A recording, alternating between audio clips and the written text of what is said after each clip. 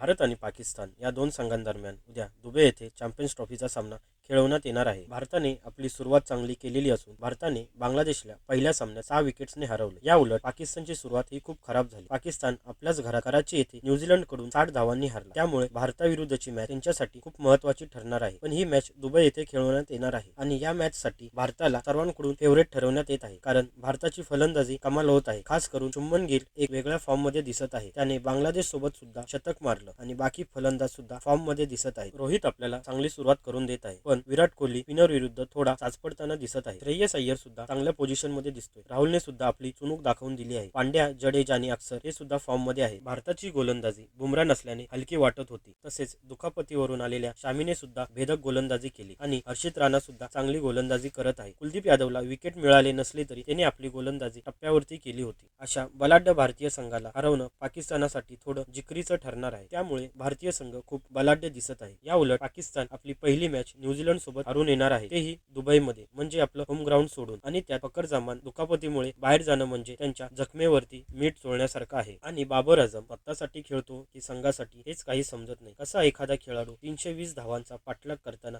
51 चेंडू डॉट खेळू शकतो हे सामान्यांच्या समजण्या पलीकडचे आहे। पण काही पॉझिटिव्ह सुद्धा आहे, जसं सलमान आगा आणि खुशदिल शाह यांनी न्यूझीलंड सोबत चांगली फटकेबाजी केली। कर्णधार रिजवानला सुद्धा आपण कर्णधार का आहोत हे सिद्ध करावे लागणार आहे। आणि त्यांच्या गोलंदाजीमध्ये काही धार दिसत नाही। हेच 3 गोलंदाज मागील 2-3 वर्षापासून खेळत आहेत, पण त्यांनी म्हणावी अशी कामगिरी करून दाखवली नाही। याचा फटका पाकिस्तानी संघाला नेहमी बसत आहे। पण आतापर्यंत चॅम्पियन्स ट्रॉफी मध्ये भारत आणि पाकिस्तान 5 वेळा समोरासमोर आले आहेत। यामध्ये पाकिस्तानचं पारडं जड दिसत आहे। 5 पैकी 3 सामन्यात पाकिस्तान जिंकला। यामध्ये 2004 ची चॅम्पियन्स ट्रॉफी पाकिस्तान 3 विकेट्सने जिंकला, 2009 ला 54 धावांनी जिंकला आणि 2017 ला चॅम्पियन्स ट्रॉफीच्या फायनल मध्ये 180 धावांनी त्यांनी भारताचा धुव्वा उडवला। तर भारत 2013 ला 8 विकेट्सने जिंकला आणि 2017 ला लीग स्टेज मध्ये 124 धावांनी जिंकला। भारताचं पारडं जड दिसत असलं तरी पाकिस्तानचा संघ हा विचित्र संघ आहे। ते आपल्या दिवशी काही करू शकतात। त्यामुळे भारताने जपून आपला स्वाभाविक खेळ करणं अपेक्षित आहे। बघूया आता कोण जिंकतंय। धन्यवाद।